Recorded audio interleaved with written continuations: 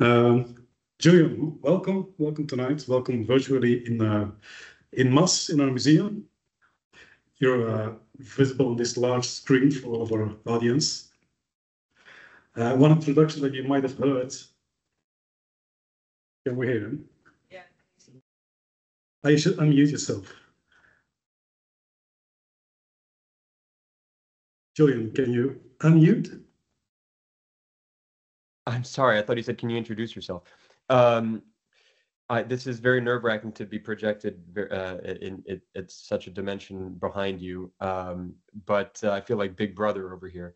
But in any case, it's an honor to be speaking before you all and to especially at the MAS Museum, which I've really enjoyed going to, and I did a lot of my research in Antwerp, right across the street at the Felix Archive.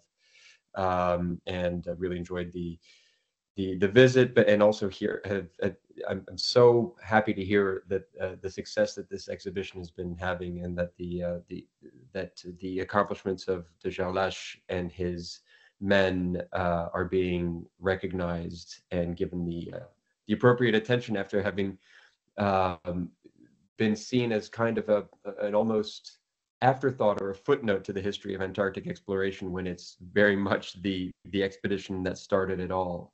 As far as I'm concerned, it's among the most important of them, certainly among the most exciting of them. So thank you very much for having me. It's an honor. I think, as mentioned in Dutch before, your book has been a great help for me, but also for my colleagues to really get into the theme of the Belgica expedition, of Antarctic exploration in general. And as you mentioned, the Belgica expedition is an often overlooked expedition in the history of Antarctic exploration.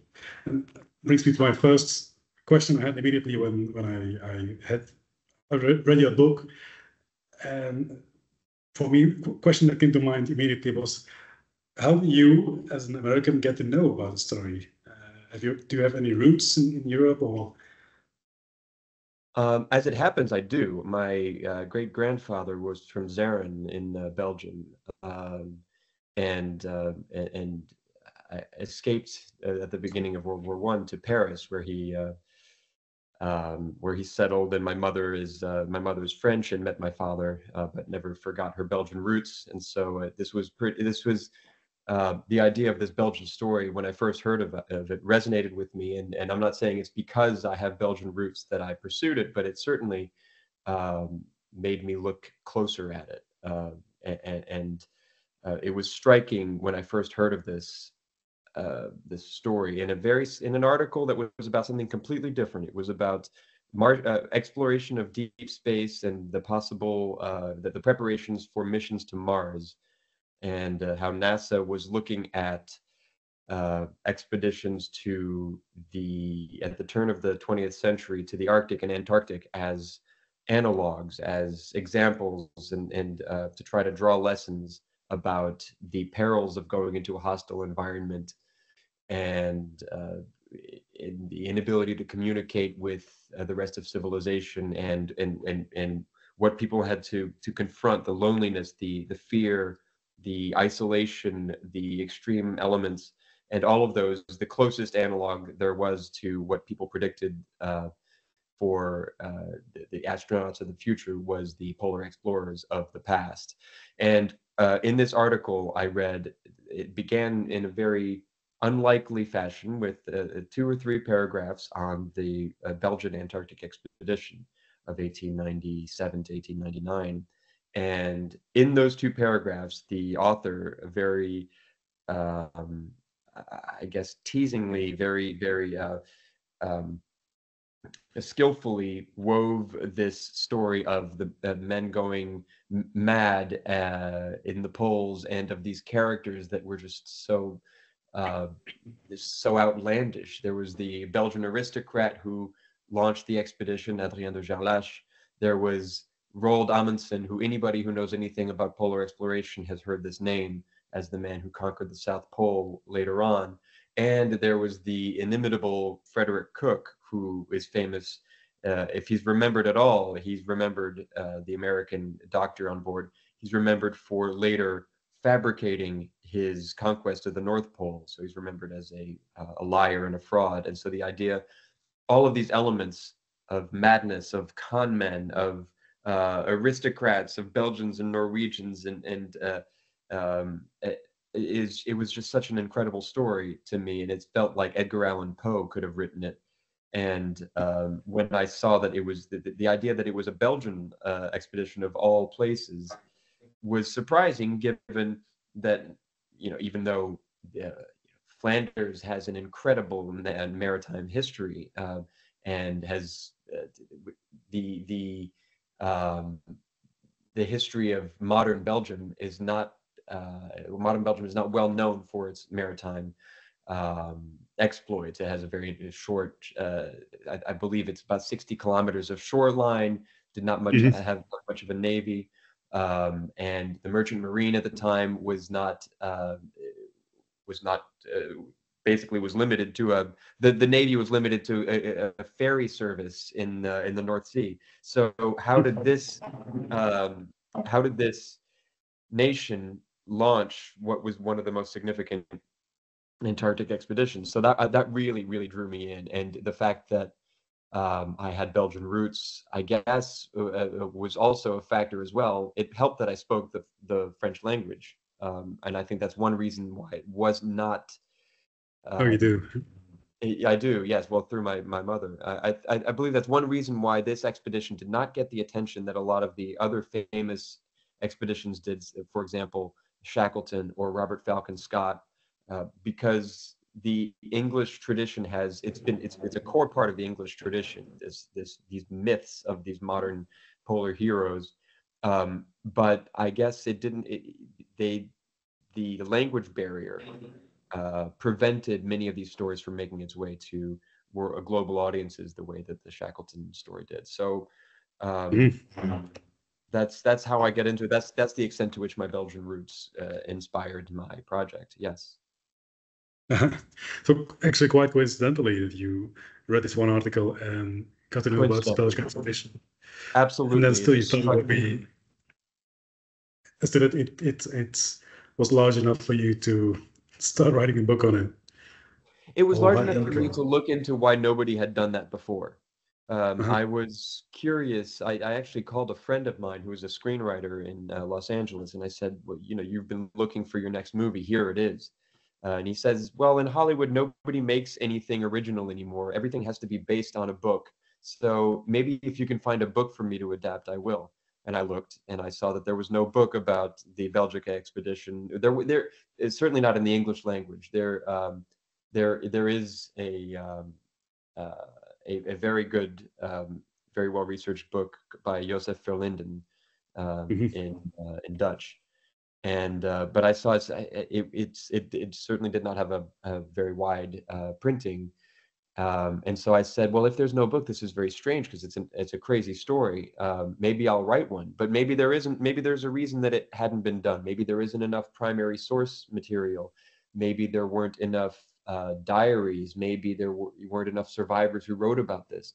And the more I looked into the story, the more I realized that in fact it was one of the most well documented stories, polar expeditions of the heroic age, and of the 18 men who arrived in Antarctica aboard the Belgica. And I'm not saying all 18 survived, but the 11 kept some kind of day-to-day account and of that trip. And so it was a wellspring of a valuable primary source material. So once I found that, I decided that there was a book to write, and it really took off when I got in touch with the descendants of Adrien de Gerlache, particularly Henri de Gerlache, his son, who's a filmmaker. He very graciously invited me to come visit them in their estate near Ghent, and look through the captain's log of de Gerlache, and the two of us read it side by side, flipping every page and looking. It's almost like we were reading an adventure novel together. Even though it's a very straightforward style, the captain writing everything that was happening day to day, or more importantly, everything that wasn't happening. You could see the madness kind of build page by page. and sometimes whole days would go by and nothing would happen. It was that really spoke to me. And when I realized that there was that primary source available, the book really took a life of its own. And then I found out that Frederick Cook, the American, died just down the street from me in Larchmont, New York. So that also helped me. It seemed like a sign from above that I was destined to write this. One of the things I do recognize, I mean, looking from our museum's collection, there was still some parts of the ship, of the cruise equipment, and so on, which made us start thinking about this exhibition. But then, I think you mentioned, I think this is one of the most documented expeditions of this age, and I thoroughly enjoyed your book, but also the book's diaries kept by quite some crew members. Some of them are on display digitally in the exhibition as well. But as you said, they're not part of the English written culture. There's diaries in Norwegian, there's French ones, there's Polish or Dutch ones, or German ones. Romanian as well. Well, it was actually by a Romanian. It was by Emil Rakovica, who was Romanian but spoke perfect French and wrote his diary in French. But yes, indeed, the diaries. There's one right across the street from you, of one of the and now his name, of course, is escaping me. But the Van Mierlo. Van Mierlo is one of the crew members who wrote. He didn't write a diary, but he wrote. He was the oldest surviving crew member, and he wrote his memoirs after the fact.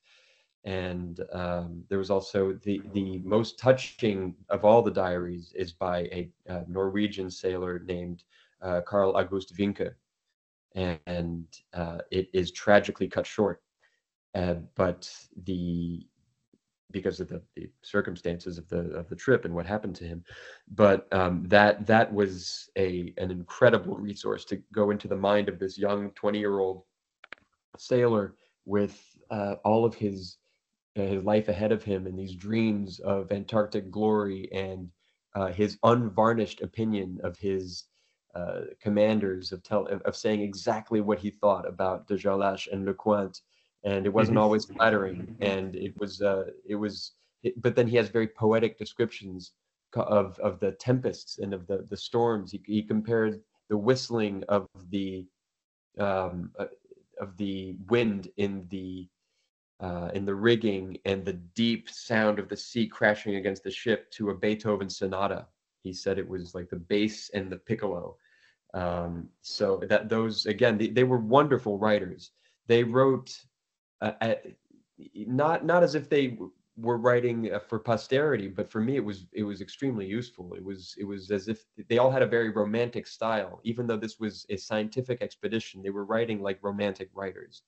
And they were going into the unknown, and they knew they were risking their lives. And up until that point, the unknown section at the bottom of the maps, the bottom of the world map, was a blank that had been filled by literature, by the imaginations of Jules Verne, of Edgar Allan Poe, and of many other writers. And so frequently these were horror stories that were told about these areas, and so these writers were inspired by these horrific and phantasmagorical and magical supernatural visions. And you could see that coming out in their writing. And what is particularly what is remarkable for me is the extent to which some of these ideas of these novelists and fiction writers about the South Pole having an inherent malevolent evil force actually seemed to have been borne out when the men started going mad. And so there's something extremely unsettling about it, but also for a writer irresistible. And then still, all of these records, all of these diaries, all of these publications afterwards, in your experience, do they all tell the same story? They don't all tell the same story. They don't always agree on the dates of certain things.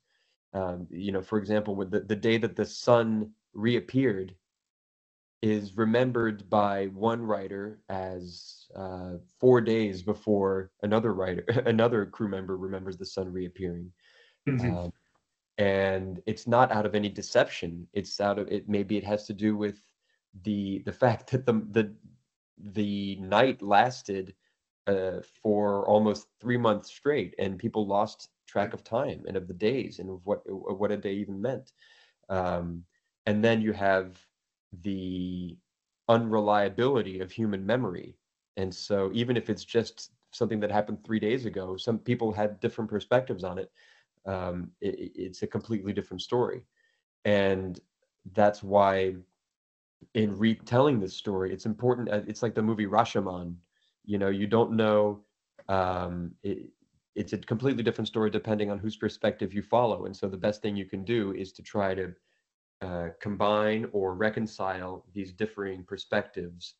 And Mhm. when you have somebody like Frederick Cook, that makes it quite difficult because he's known for being a liar for much of his life. And then you've got somebody like Roald Amundsen, who is self-aggrandizing and who will always, he won't exaggerate, but he will make himself the center of the story. And then you have somebody like um, de Jarlache, who will be self-effacing. He will try to be as even keeled and try to minimize all the drama.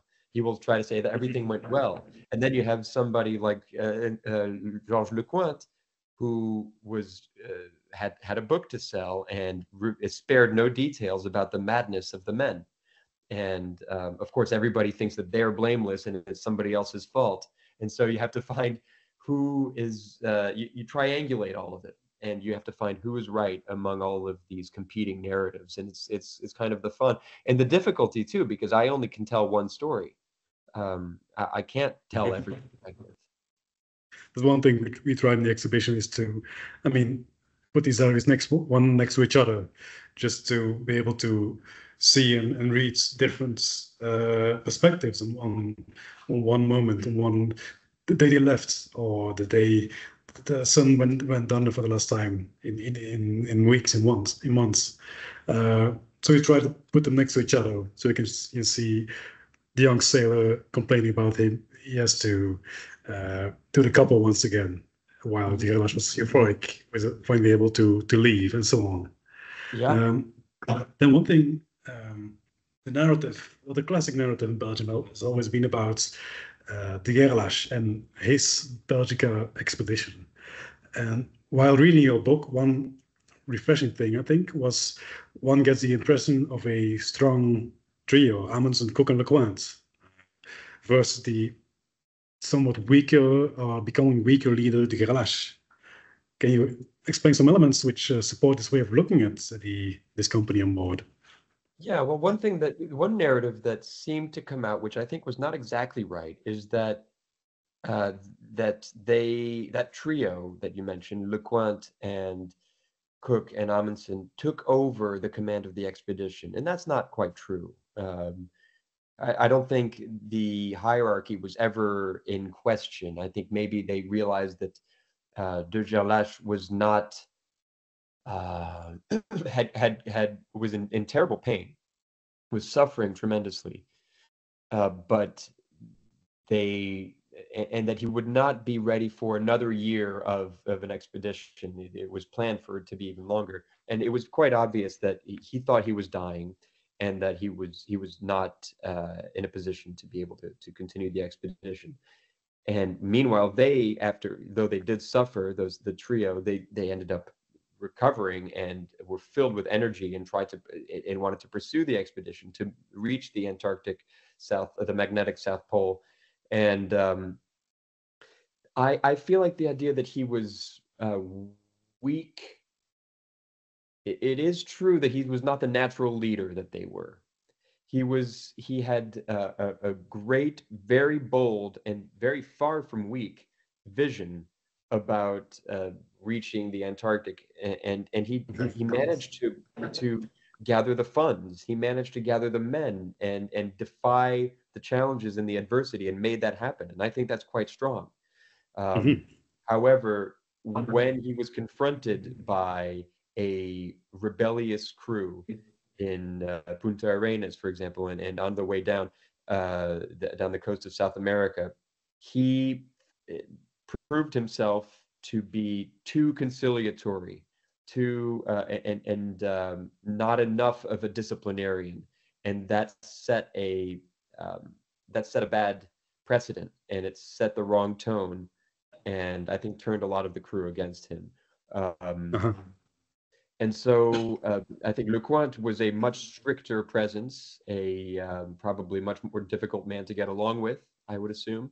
But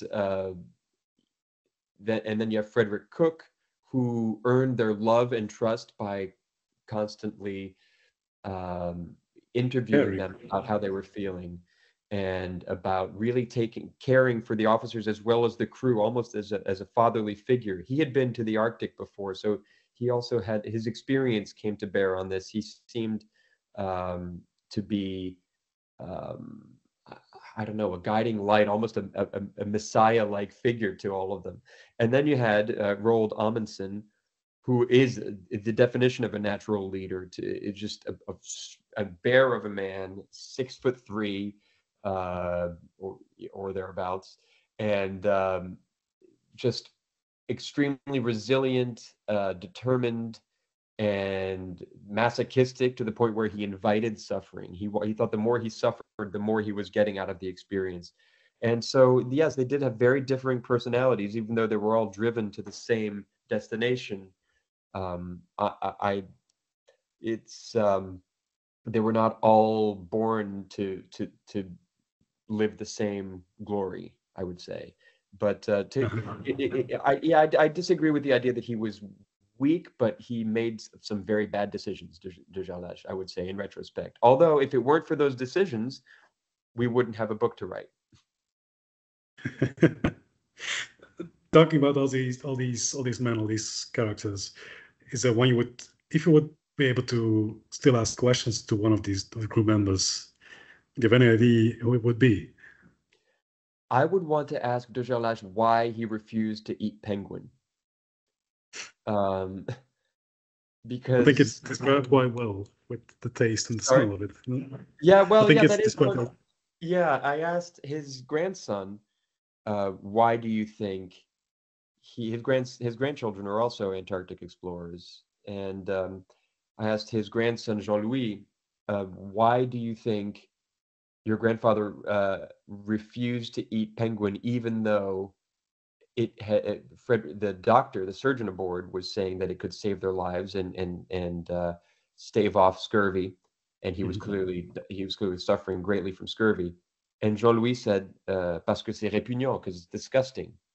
And that's, I guess, if your life is on the line, is that really a good reason?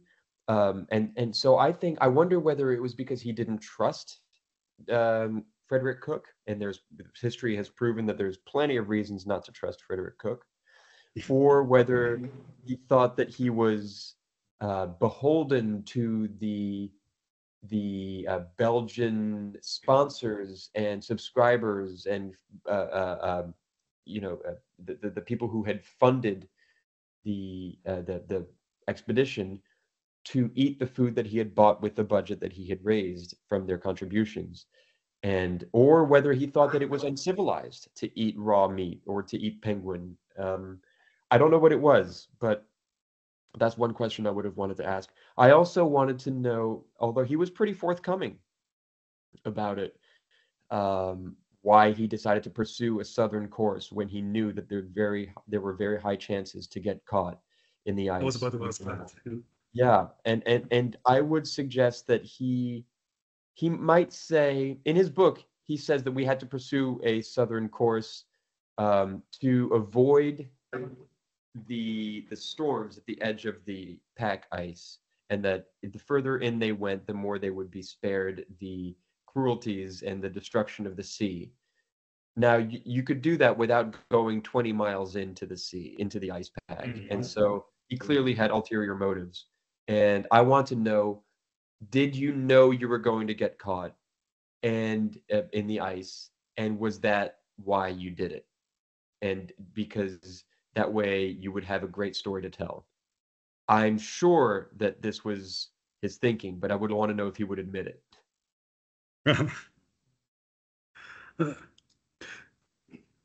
One other thing during research, I think research was the thing that struck me most while reading. Everything was so well resourced or checked, I think. Um, at what moment did this story come alive to you during the research?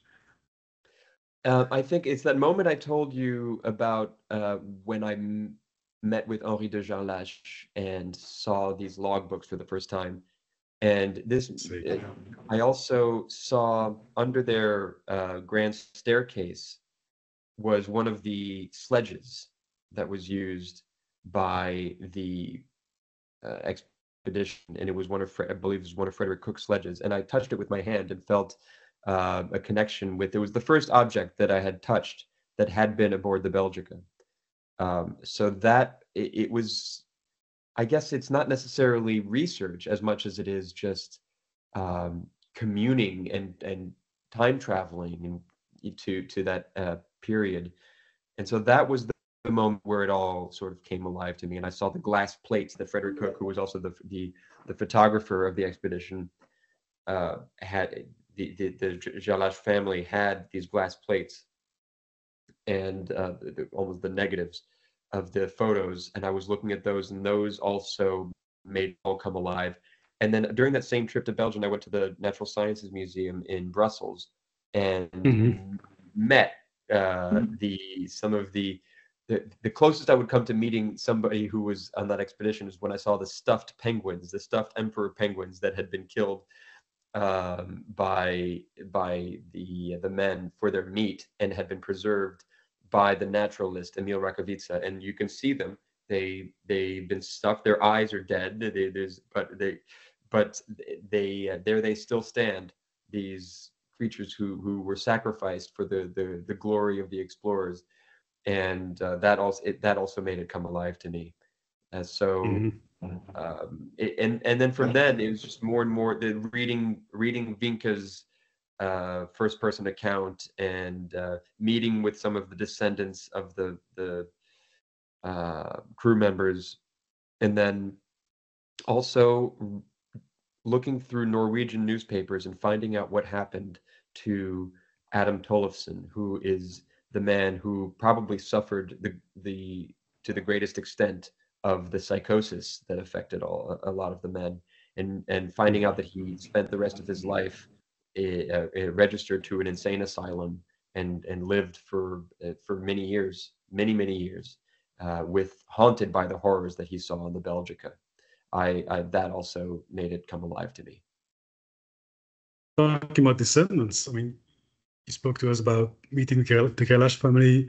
Did you meet any other descendants of crew members? Spoke with several over email. Van Rieselberg's descendants, who are now in Chile, I believe.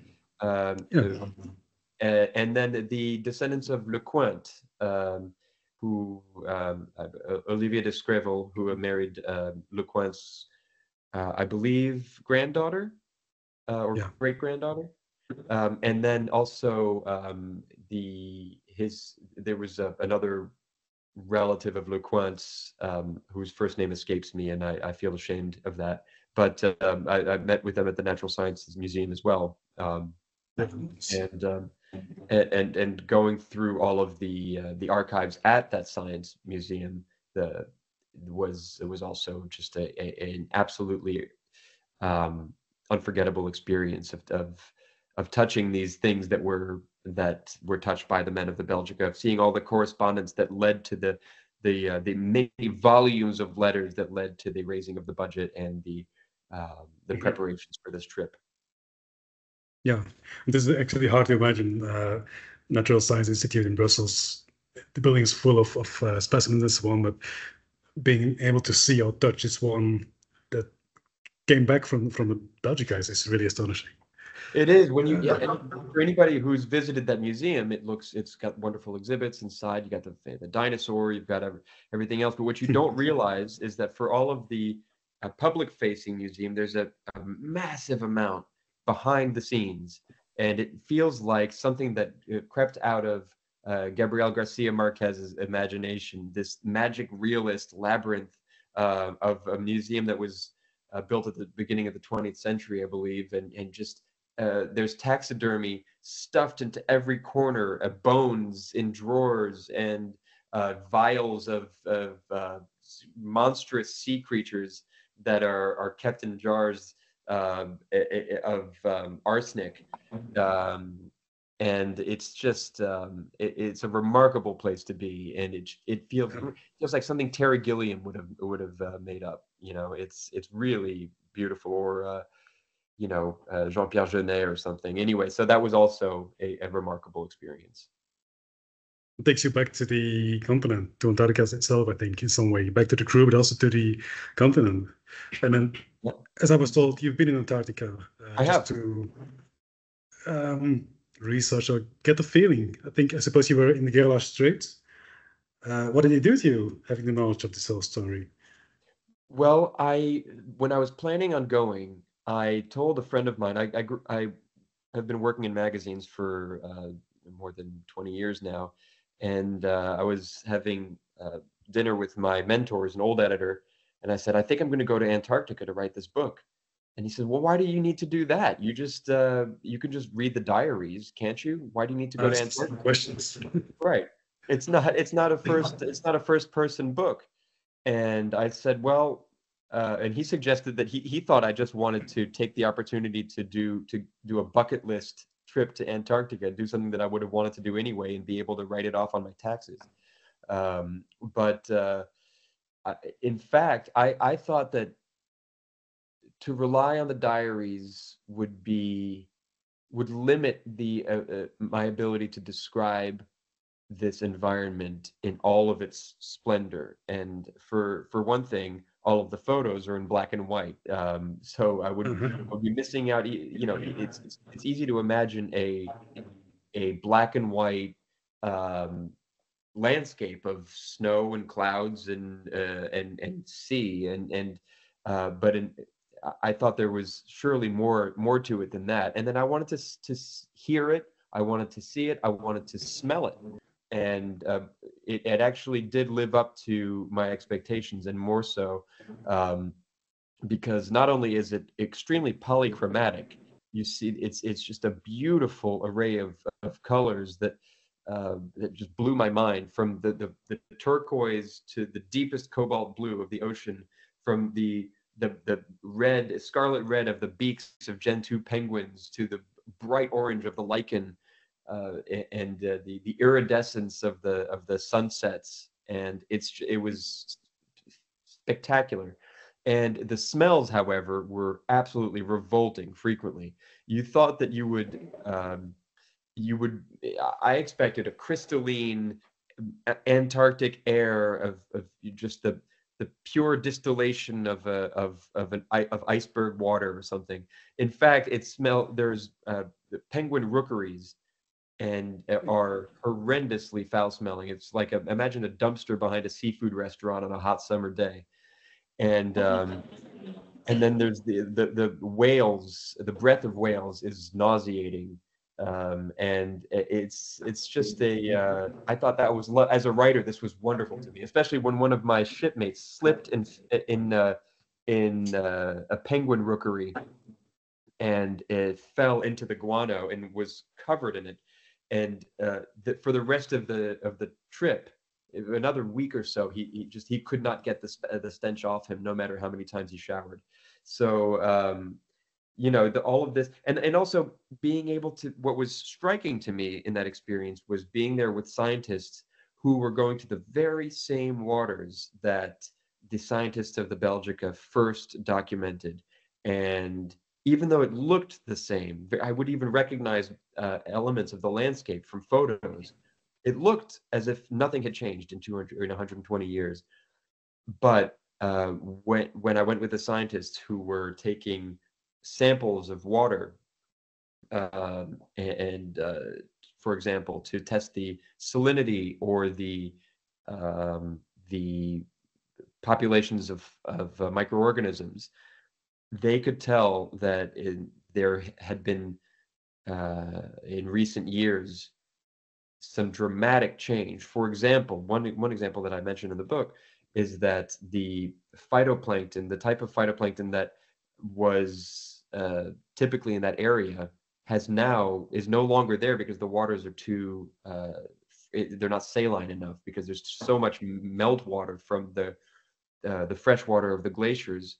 So the phytoplankton of this particular type is now drifting to areas that are less salt, that are saltier, and so with them come the entire ecosystem that depend on them. The krill that eat the phytoplankton will migrate to try to find that phytoplankton. The penguins that depend on the krill, and the seals that depend on the krill and on the penguins, etc. The entire thing will move further south to colder waters where there's not as much of melting of the glaciers. So that was very alarming, and especially when you compare it to what Arctowski, for example, and Emil Rakovica were describing. It really sounded some alarm bells for me. And I believe that the year I went was also the highest temperatures to date. At the time, it was, I don't know what it is in Celsius, so forgive me, but it was about 67 Fahrenheit in the Antarctic, which is t-shirt weather. And since then, that record has been broken many times. So all of which is to say that it was a profoundly moving experience, and one that did not come without guilt. I felt a certain amount of guilt being down there with a big ship that was releasing tons of emissions. And when you realize that, that's only contributing to the problem. And still being on a cruise ship, how is your crossing of the Drake Passage? Because it is described. Well, actually, I did not cross the Drake Passage. I did not cross the Drake Passage. I flew over the Drake Passage. I flew from Punta Arenas to King George Island, there's a Chilean base there and a Russian science base, and I flew directly partly because of the time constraint, and partly to avoid the famously nauseating Drake Passage, and from there we took a cruise ship, which was the company was Antarctica 21, and they had, what was great is that it was about 70 people were on this trip, and so normally that guarantees that you will have a lot of time on land. Many of these trips that go, you'll have 300, 400 people, and you can only put a certain amount of people on land at any one time. So it looks beautiful, but you're not going to go as often onto the continent. So I figured going with a smaller ship was better. So as far as I understood, this was kind of an intense time for you, doing a lot of research, doing a lot of traveling, doing the writing. I mean, your book it's published in 4 or 5 years now.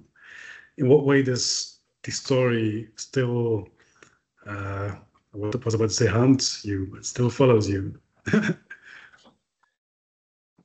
Well, I guess I have a Google alert for the word Antarctica, and every time, I didn't have any prior necessarily interest in Antarctica before I started this book. I always dreamt of it. I always thought it was a wonderful place to know that it existed, but no human should go. It should be something that remains untouched.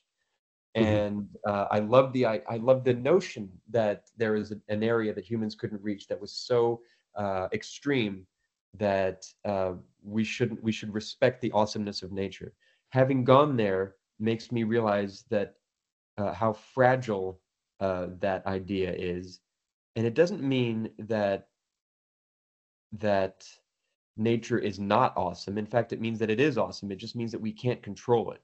And the amount of power that there is, that you could see, that you could witness when you see it, encased in those glaciers, the destructive force, if all of it were to melt, it would destroy human civilization. So the Google alert that I have for Antarctica reminds me of this threat every single day, and I would not have every headline that comes about some glacier collapsing or some iceberg melting or drifting further than any iceberg has ever gone. One thing that stays with me is the spirit of de Gerlache. this idea that, and this doesn't haunt me. In fact, it gives me hope. He went there on behalf of a nation that at the time was ruled by a king, Leopold II, who separately also ran colonized Congo and ran it as his personal fiefdom and with an iron fist. But however, Dujardin, who was invited to participate in the Congo mission, the Congo experiment, and to chart the river waters of the river systems of Congo, decided that he had no interest in that, and he wanted instead to go to Antarctica.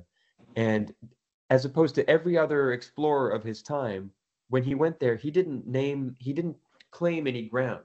He didn't stake the Belgian flag in Antarctica and say, this is part of Belgium, which goes against the whole idea of colonization. In fact, he saw it as moving human knowledge forward, and he ran a ship of Babel. He ran. There were Norwegians, Americans. There was Eastern Europeans, Belgians, Flemish Belgians, and French-speaking Walloons. And it was a wonderful, even though it didn't always go well, it was a wonderfully optimistic, almost utopian experiment. And it set the tone for, I would say, the scientific collaboration in Antarctica ever since.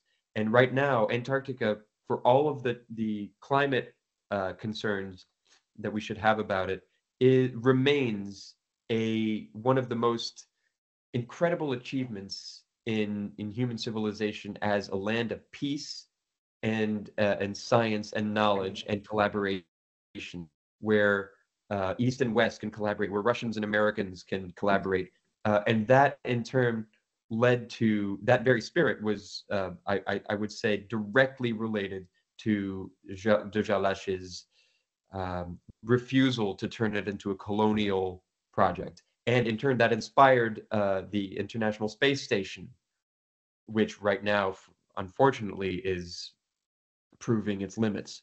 But I do think that if and when we do reach Mars, I hope it's not the Elon Musks of the world that, call it Musklandia or something. I hope it's the de Gerlaches of the world that end up getting there and setting it aside as a new start for humanity, as a land of peace and scientific collaboration. So that that stays with me, this idea, and it gives me hope. It's kind of a philosophic homage to Gerlach, even if it's 125 years later from his travels. Absolutely. I could have some more questions, but at the same time, I've been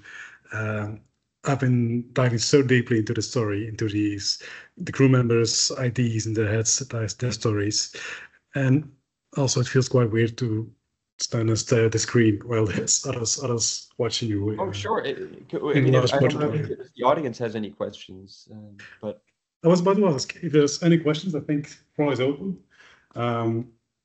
I can translate this as well. I do a microphone, so go.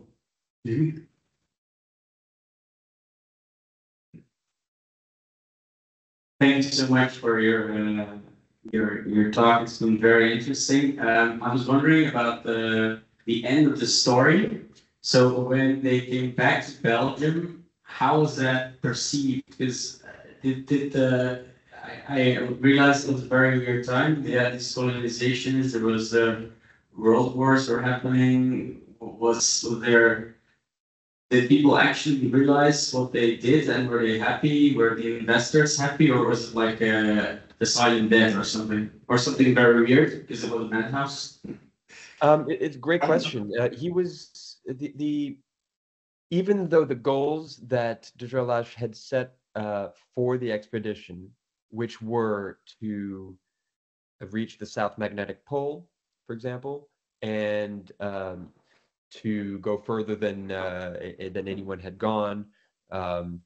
Even though he didn't reach those goals, people seem to have forgotten about that. By the time he came back, he was received jubilantly on the Scheldt River, and he was seen as a hero. He looked like he had aged 10 years, but he was there was a throng of people around in Antwerp around the city hall, and he could just muster. He was so weak he could just muster the words "merci, merci," but he was received triumphantly.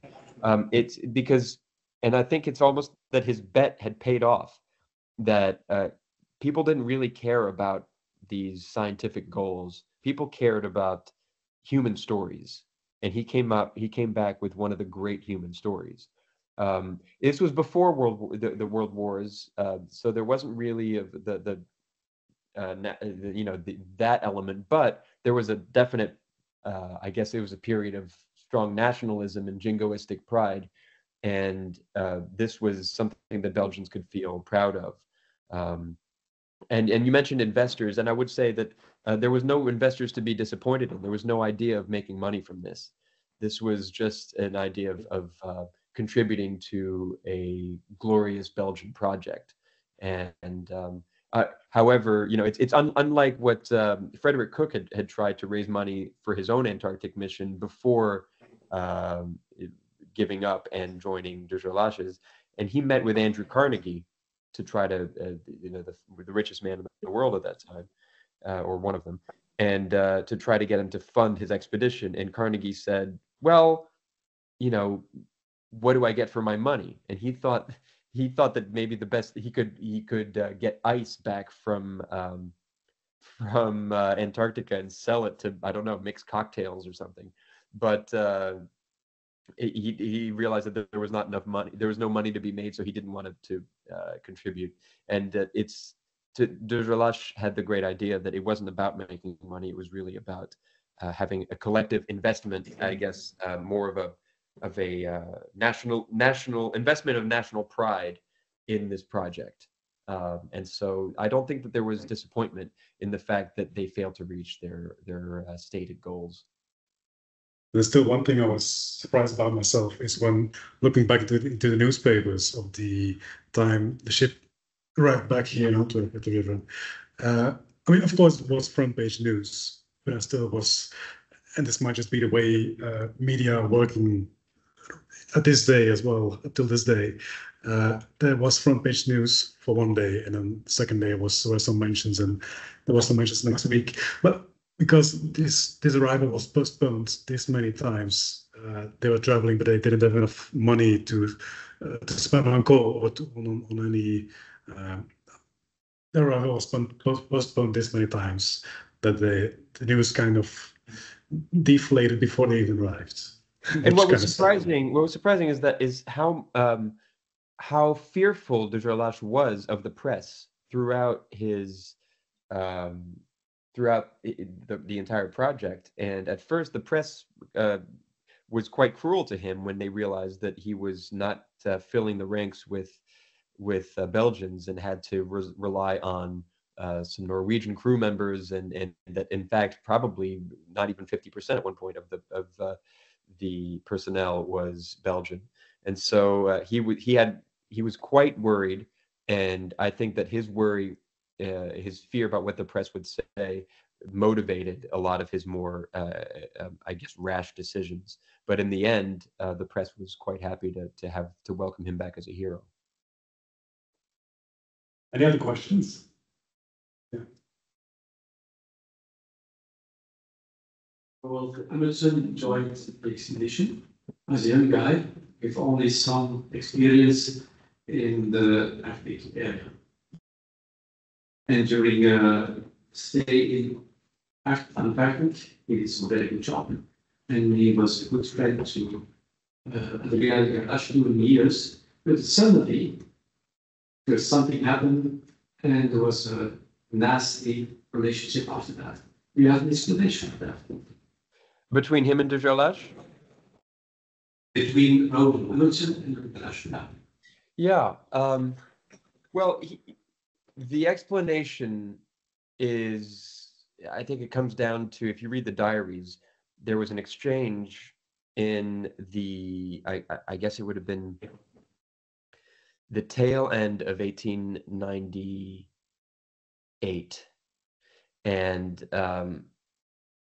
de Gerlache, it became clear that de Gerlache had signed an agreement with the Royal Belgian Geographic Society that said that the command of the Belgica should not go to a non-Belgian, except in the most extreme circumstances. So even though he was the first mate, and we can disagree on the exact terminology. Some people say he was the first lieutenant or the second mate, but essentially he was the first mate. And he had every right to expect that if de Gerlache and Lecointe were to pass away, that he would inherit the command. That is what tradition would dictate, and that's what he was led to believe. However, he saw that de Gerlache had come to the secret understanding with the Belgian Geographical Society that helped sponsor his expedition. And when he discovered that, he flew into a rage and in fact quit the expedition, even though he had nowhere to go. And so he was facing de Gerlache the next day at breakfast, having not being officially a member of the expedition anymore. And of course, that didn't stop him from helping his shipmates escape, but escape the ice. But that they were they had a frosty relationship from then until the end. And even nothing came of it until, I guess, until Amundsen wrote his autobiography, My Life as an Explorer, in which he settled all of his scores. He took jabs at all of his enemies over the years, and one of the ones who came in for punishment was de Gerlache, and Amundsen criticizes de Gerlache for being foolhardy in his decision to pursue a southern course and get the ship caught in the ice. But in fact, if you read his diaries at the time, he was fully in support of that decision, thought it was very heroic, and was very excited about it. So Amundsen was a vindictive man, and never forgot that. And that was the other side. The other side of the coin is that he could be he would never forget loyalty or never forget a friend, which is why he never forgot what Frederick Cook did for him, even when everybody else abandoned him. So yeah, he was a complicated man. One interesting thing, I think, is that during research for the exhibition, it became quite clear to me when reading other authors that whether they could speak or at least read English or French, and if they couldn't read French, they tended to be much more against de Gerlache, which I'm leading back to them having read the English translation of Amundsen's book of the 1920s, in which he's very negative about de Gerlache, which he wasn't, as Julian said, in his earlier writings. So it kind of depended, it kind of shifted during Amundsen's lifetime. Oh, that's fascinating. I hadn't realized that. Makes a lot of sense. Yeah. Some other questions? Let's do more, please.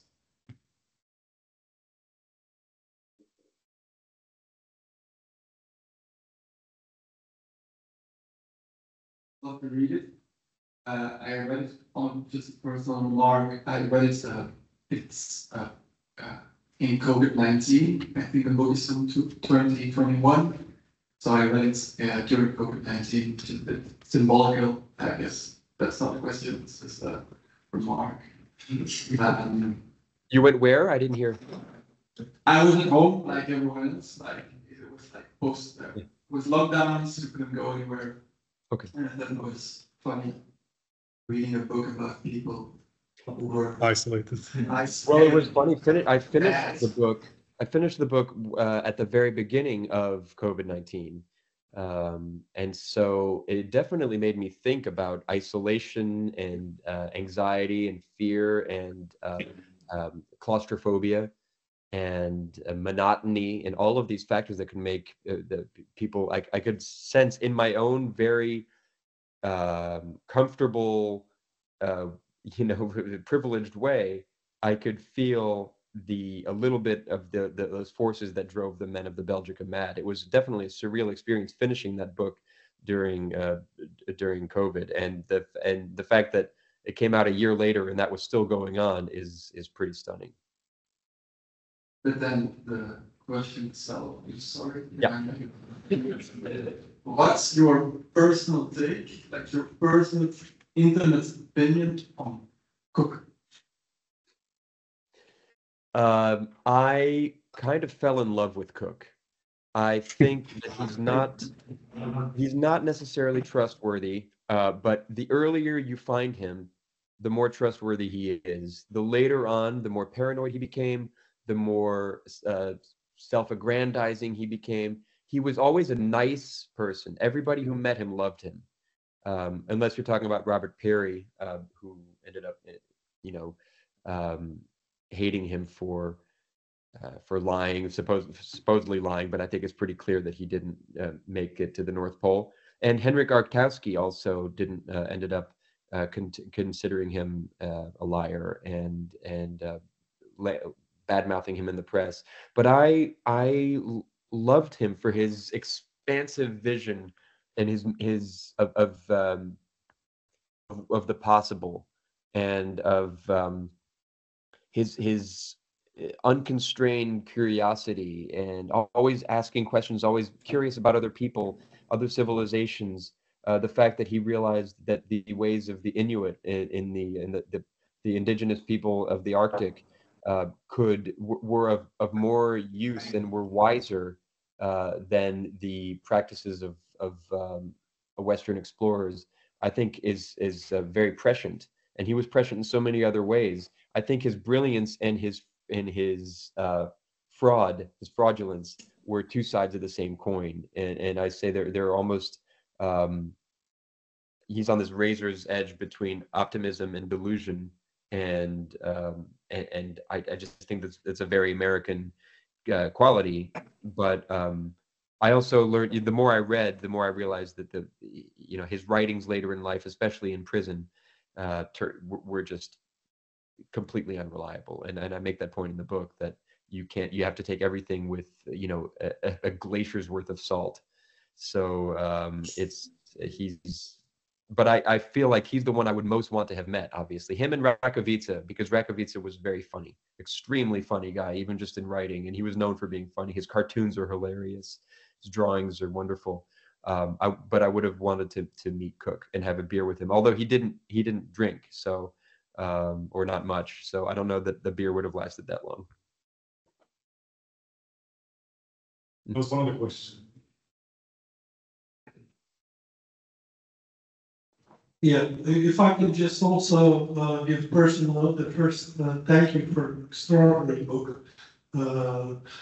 This summer I was walking into the Italian mountains and I fell into a cave, broke my arm, got repatriated into Belgium.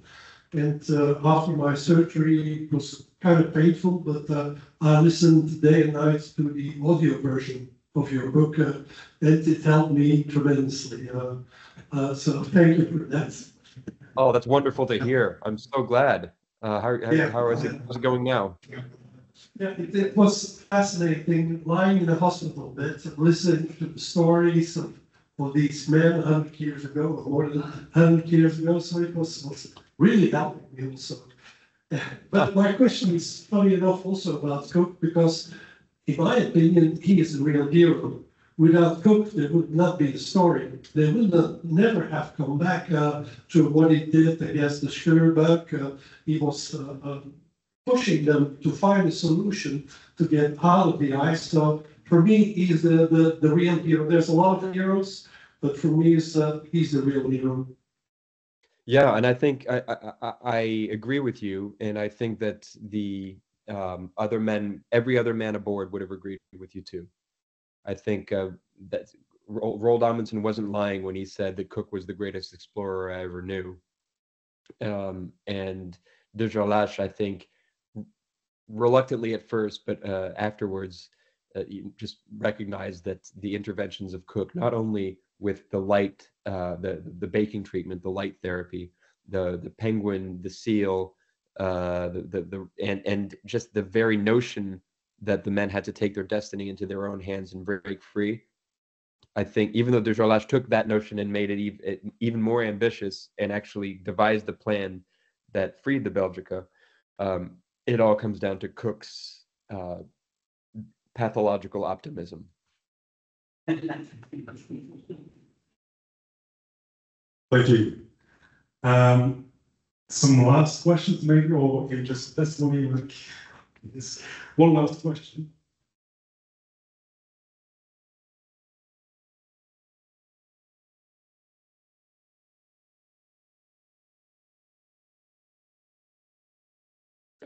Are you on mute? Or? Did that come true? Might. Question is whether there's a film about the come. Oh, is there a film being made about the Belgica? About the Madhouse? That's the question. Yeah, there is a script, but again, the Hollywood is, and I work, my day job is for the Hollywood Reporter these days, so I can confirm that Hollywood is a very difficult place to make this kind of movie that would require this kind of budget and ambition if it's not about superheroes. So, but I consider these people the true superheroes, and so I really hope that the script actually gets somewhere. And but who knows? Maybe with computer graphics, we can recreate the Antarctic on a soundstage in Los Angeles. Well, let's hope if there's a movie to come, if there's a film to come, let's hope it's a good one, because it should be. There's a good book about it already, but let's hope for a good film. I think we can come to a closing. I should apologize for any autographs being virtually. I've heard everyone, and most of you have read the book. If you want to have one for you, I mean, just as a present, there's still some for sale in the museum shop, which you can order online as well. And then I think buy them for your entire family. Well, maybe let's just thank Julian for being here at least virtually, and thank you again for this great book he read. And thank you so much for hosting me. Thank you very much.